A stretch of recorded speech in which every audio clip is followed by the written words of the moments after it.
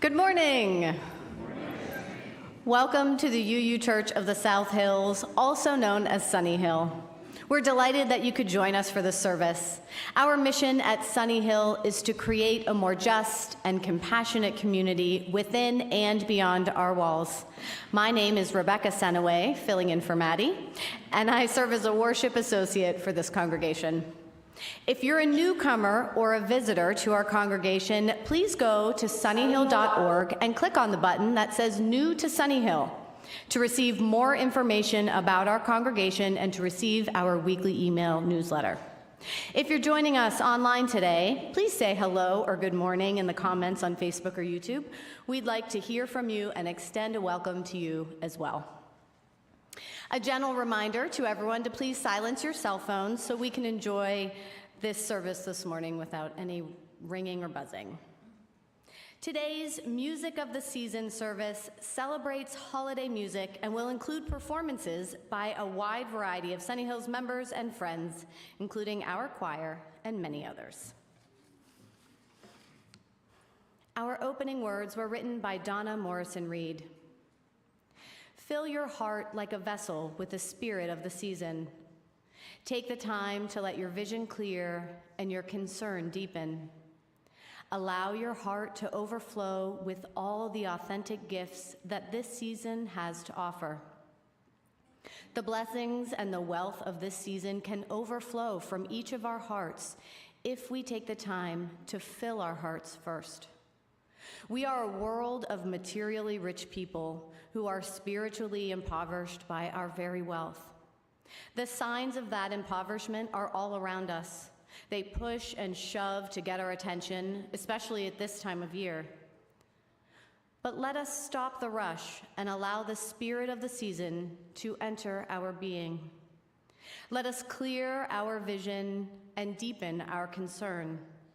Let it move us away from an isolating concern for self to a relationship of love and care and wonder and joy with all of life around us. Please join me in saying the words to light our chalice. In this holiday season and throughout the year to come, may we know that we are loved, may we share the love we have, and may we be the love we wish to see. Good morning. Please rise and bow to your spirit to join in singing our opening hymn, Deck the Halls.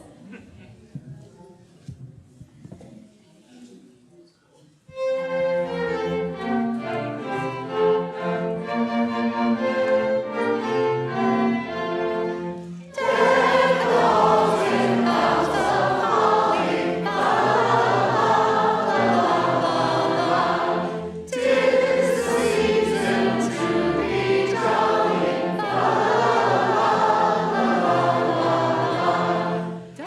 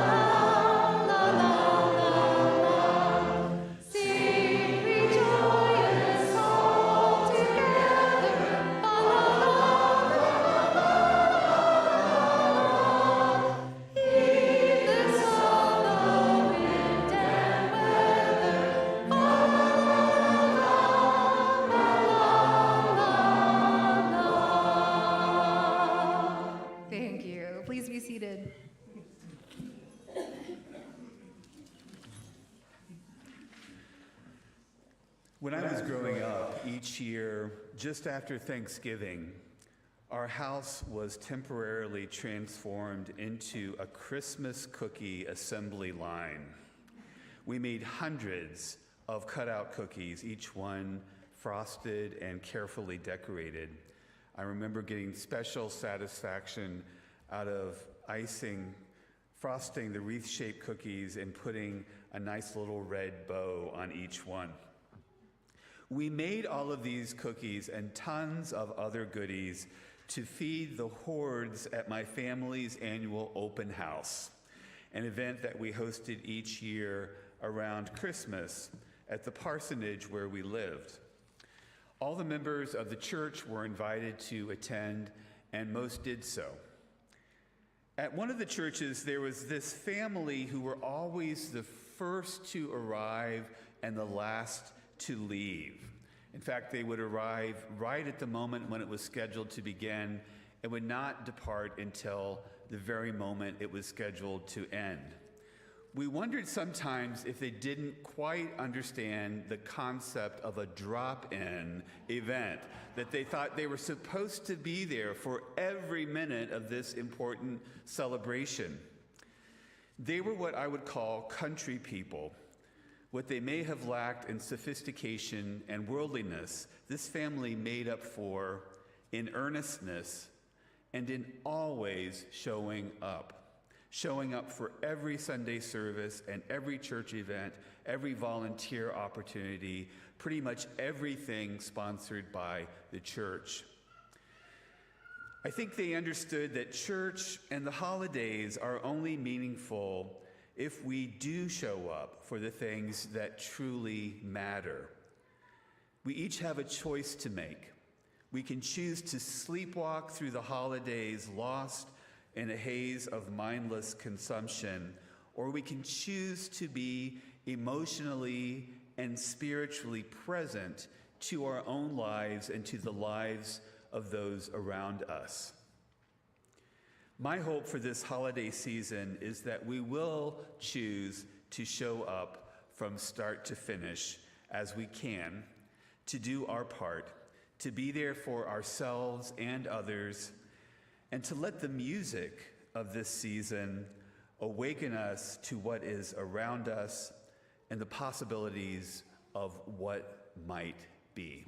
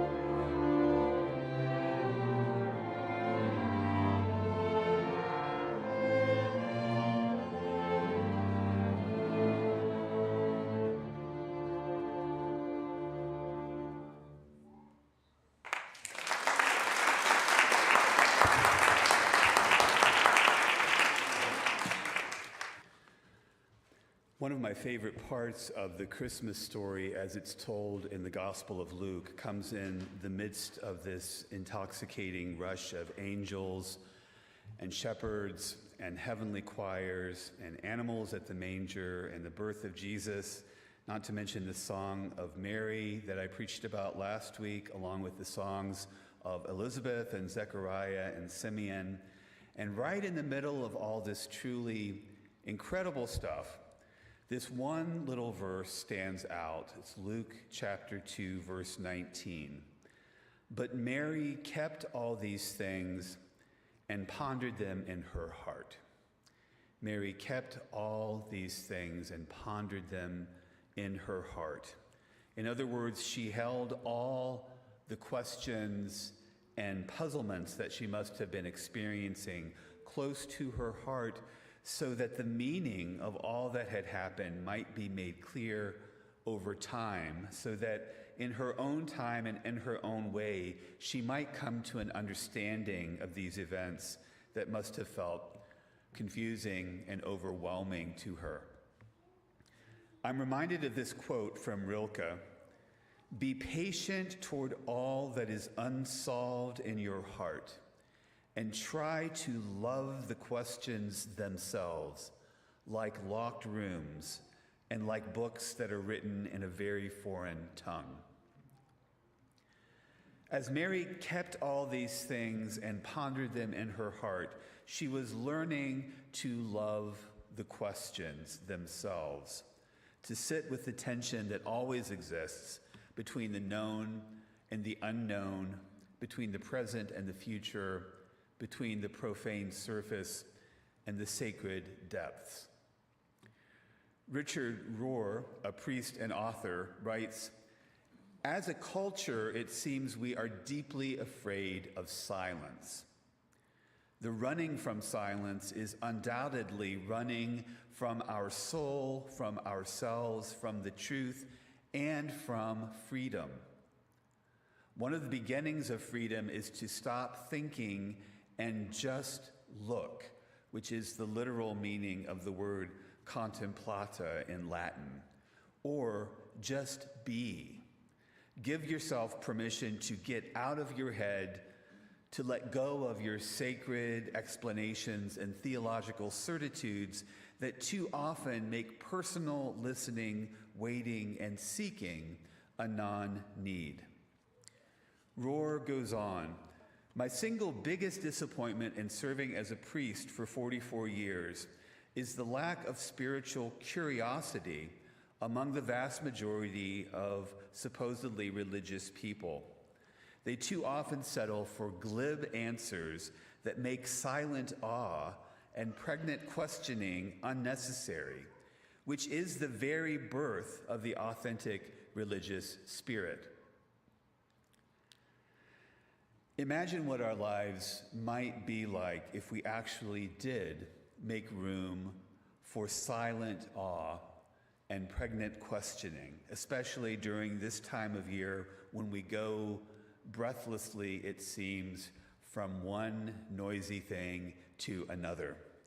Imagine what it might be like to truly embrace Advent as a time of waiting and wondering.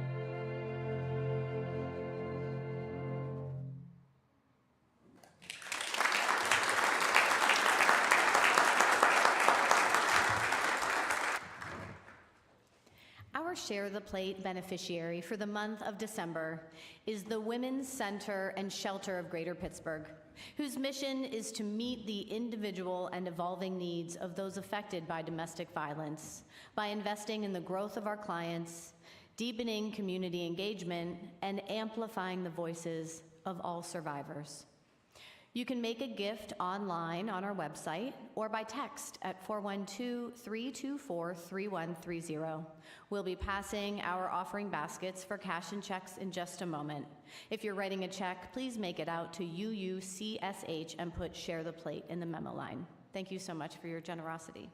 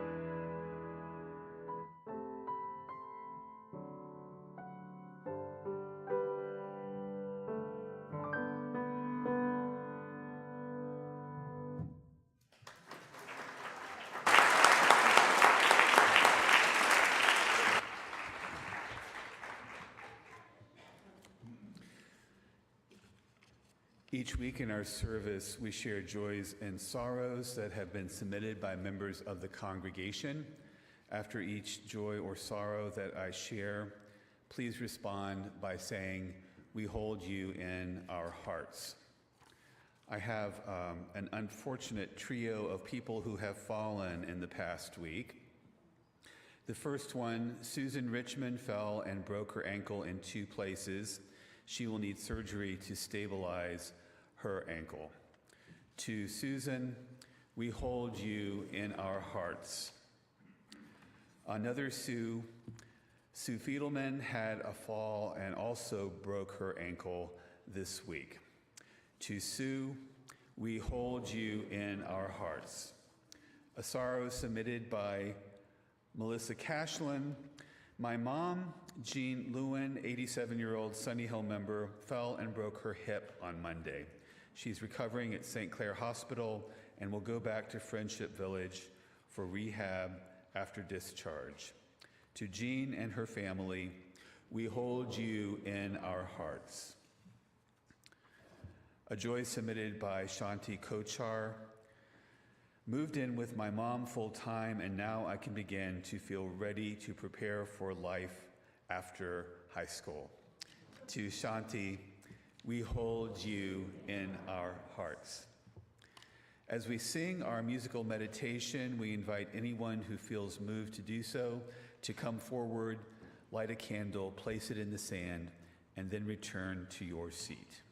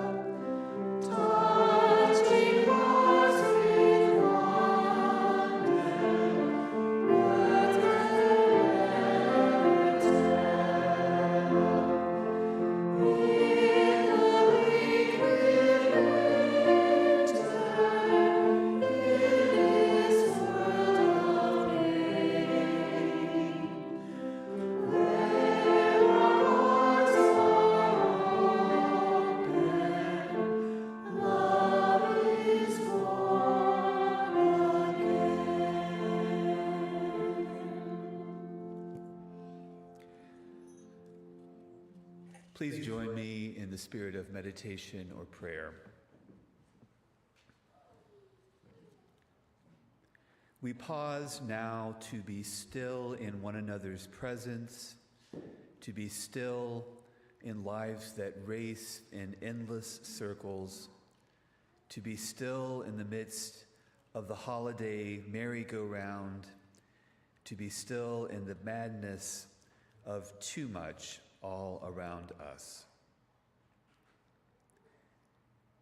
We are here now together in this place as we breathe the peace and love of this moment, and as it passes this moment and this moment. We pause for a moment of stillness.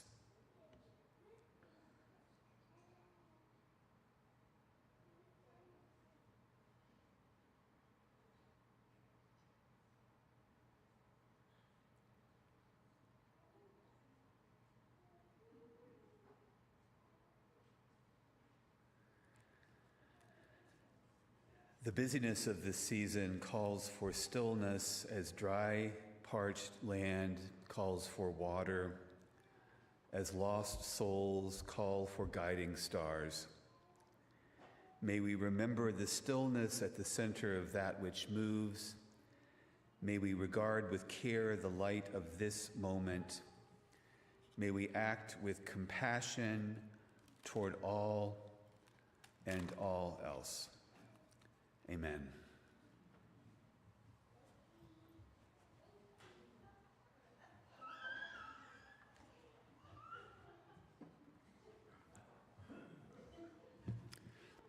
As most of you know, last Saturday we held our annual One World holiday celebration, a wildly successful, albeit somewhat chaotic and frenzied event. As usual, the emphasis was on giving rather than receiving, and again, as usual, dozens of church members worked together, giving generously of their own time and talent to make the event happen and succeed. This year, the dinner menu featured sloppy joes for carnivores, chana masala for vegans, and tater tots for pretty much everyone. It took a while to get everybody fed, but there was more than enough food to go around, so we didn't have to resort to any sort of loaves and fishes kind of miracle to make things stretch. With more than 200 people participating this year, there was a good bit of cleaning up to be done afterward, but as they say, many hands make light work, or at least light enough that things did get put back more or less in order, and no one was here more than a couple of hours after the event had officially ended. Then, around 4 in the morning, long after everyone had left, the church's fire alarm was triggered and the Mount Lebanon Fire Department showed up in response. They entered the building and found a good deal of smoke. Although it took them a while, they did finally find the source of the smoke, removed it, ventilated the building, and then left. None of us knew that they'd even been here until hours later. There was still a slight burnt odor when people started to gather last Sunday morning, as if someone had burned their morning toast or maybe left a bag of popcorn in the microwave oven for a little bit too long. But the actual source of the odor was somewhat cloaked in mystery. That afternoon, as Jen, our director of religious education, prepared to leave, she found the source of the smoke, a roasting pan that had been carefully set outside near the driveway. It was filled with what appeared to be small charcoal briquettes, which upon closer examination turned out to be extremely overdone, burnt to the crisp tater tots. Mystery solved. During our new member class that afternoon, last Sunday, while talking about our congregation's history and the history and theology of Unitarian Universalism, we shared this photo of the burnt tater tots and suggested that perhaps one of our new seasonal rituals might be the burning of the tots, a kind of ritual sacrifice to the spirits of Christmas to keep us safe from any truly awful tragedy during this time of year. Obviously, we are extremely fortunate that this event did not turn into a full-blown fire. We were fortunate that our fire alarm worked. We were fortunate that our fire department responded quickly and efficiently. And we were fortunate that we were still able to hold services here last Sunday with only the faintest hint in the air of something having gone wrong. While I very much doubt that the burning of the tots will become an annual holiday tradition, I do think it is worth having some way of marking and remembering that the holidays, even those that celebrate divine happenings, are at their heart very human events. Things go wrong, sometimes terribly and tragically wrong. And most of the time, because of something like grace or maybe just plain dumb luck, those things that could have been truly tragic are instead merely troublesome. There are so many things that can go wrong this time of year. Missed plane flights, lost packages, colds and various other ailments, cookies that don't quite turn out the way you'd hoped, short tempers and petty disagreements, and yes, even burnt tater tots. So many things that go wrong that it's worth remembering the many things that can and do usually go right, or at least right enough. This holiday season, I hope and pray that the burning of the tater tots might remind us of the many things for which we can be grateful, for the many instances when we might be blessed by the merely troublesome rather than cursed by the truly tragic, for the underlying truth that to be human means to be forever flawed, but also fortunate just to be here at all. May it be so.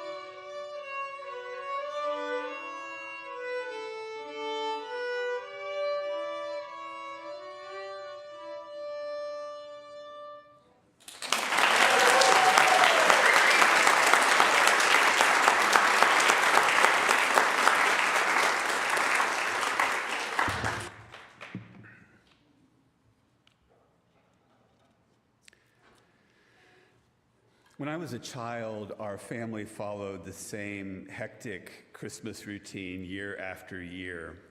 For various reasons, Santa Claus always came a day early to our house, so we celebrated our own family Christmas on the morning of December 24th.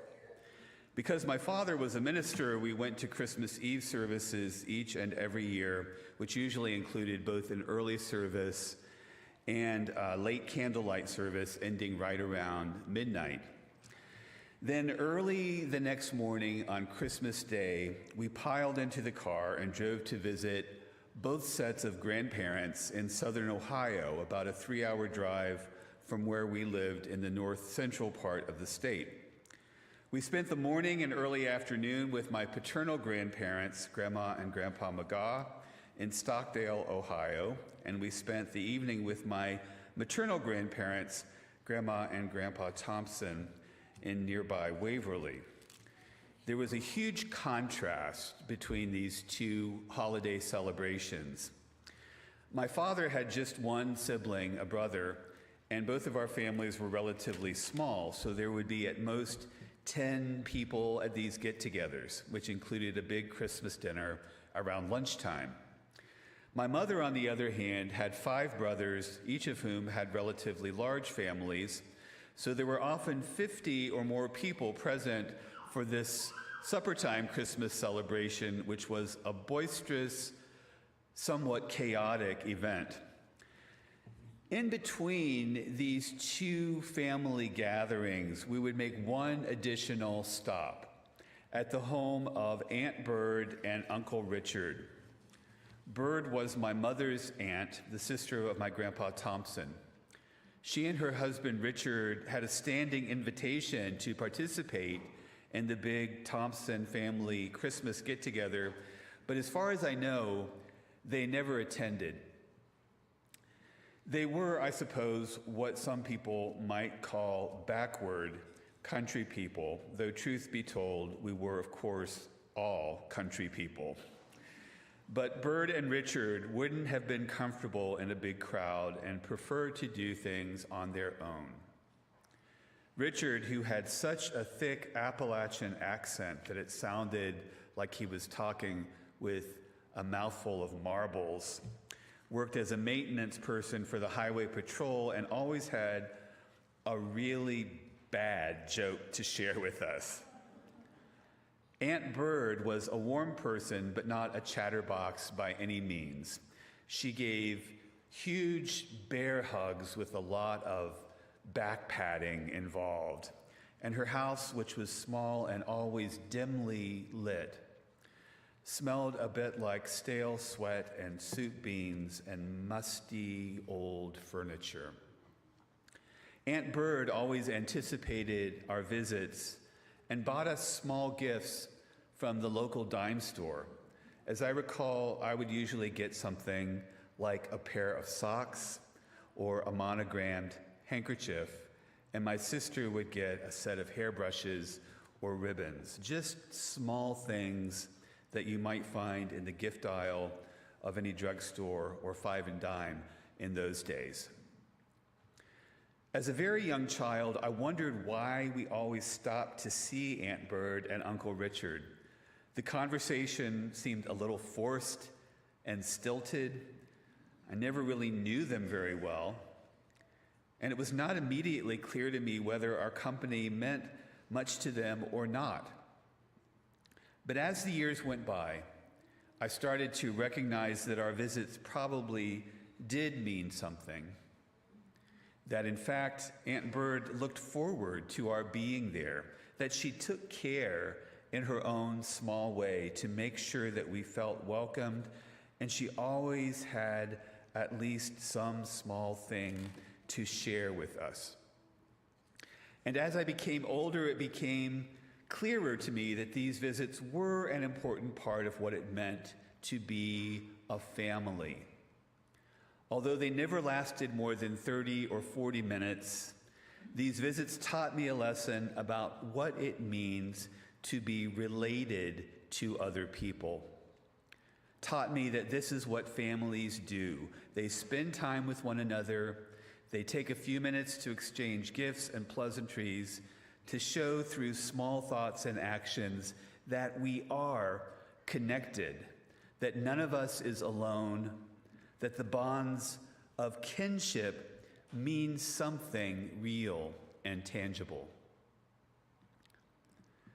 At Aunt Bird's house, there were no big Christmas turkeys or hams. There were no boisterous gangs of cousins running around hooping and hollering. There were no grand presents or particularly deep conversations.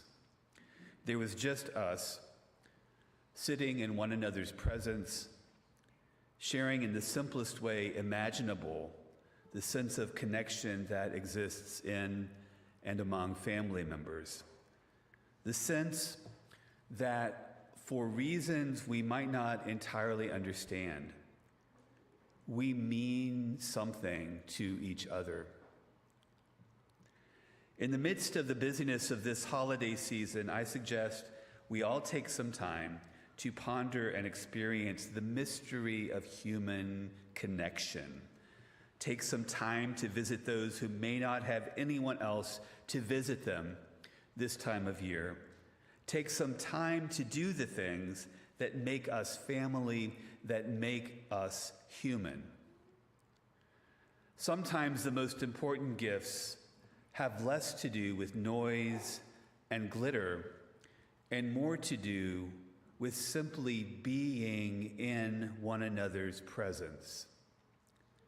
I wish for each of you these crystalline moments that are born of love.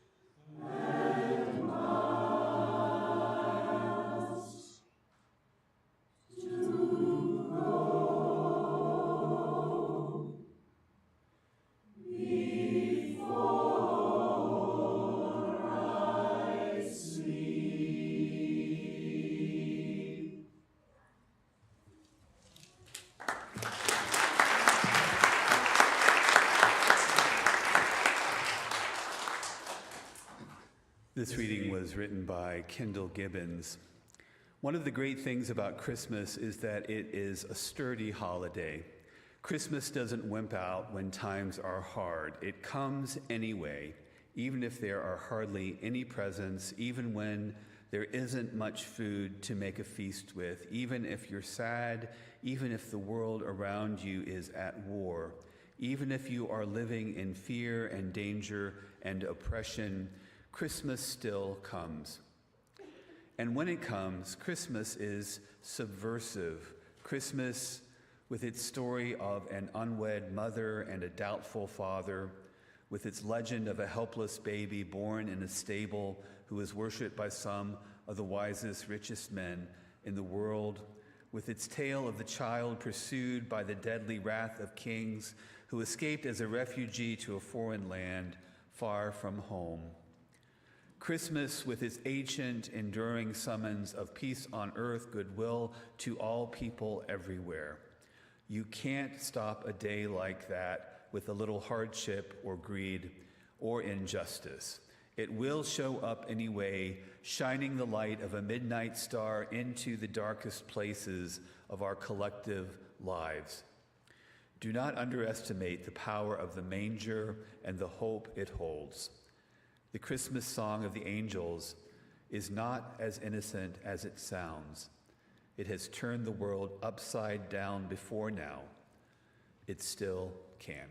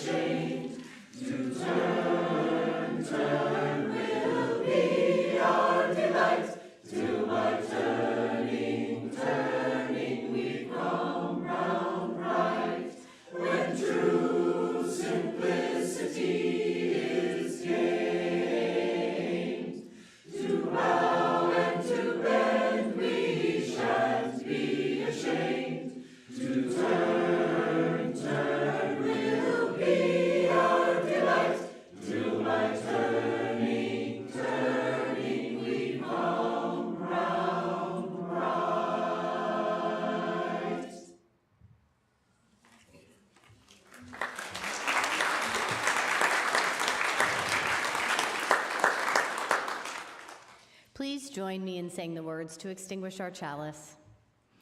We extinguish this flame, but not the light of truth, the warmth of community, or the fire of commitment. These we carry in our hearts until we are together again.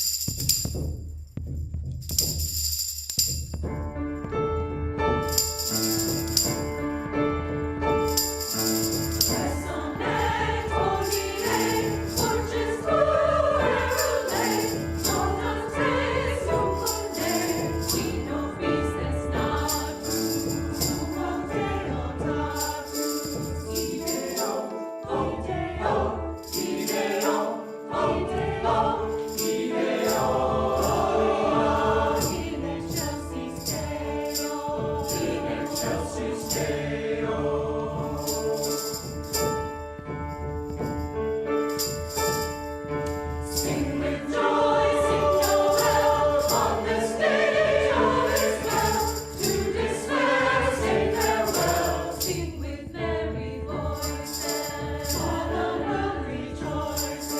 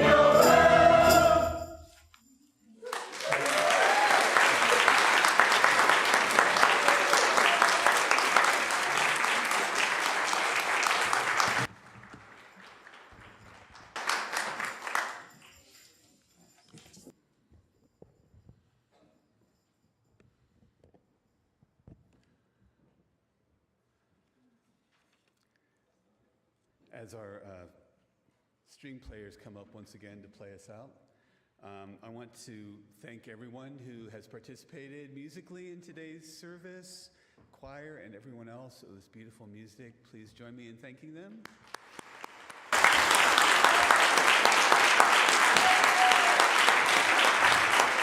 I'm going to jump in. And could I have my AV team stand up? Those who are working today and those who work at other times. They get up their job. You too, Bob. Yeah, Bob, Jeff, Peter. Yeah, thank you for making all the musicians sound so good. Thank you. These closing words come from Wayne Arneson. May we be gentle with ourselves and with others as we do our best to navigate the tricky shoals of December. May we avoid being so distracted with our own problems and duties this year that we forget the wider web of life of which we are a part. May we go about our rounds of preparations and festivities with a light heart and with boundless patience. May the dissatisfactions that are part of our lot be our companions, but not our masters, as we cross the holiday threshold. And may all the joys of the season be ours this time around.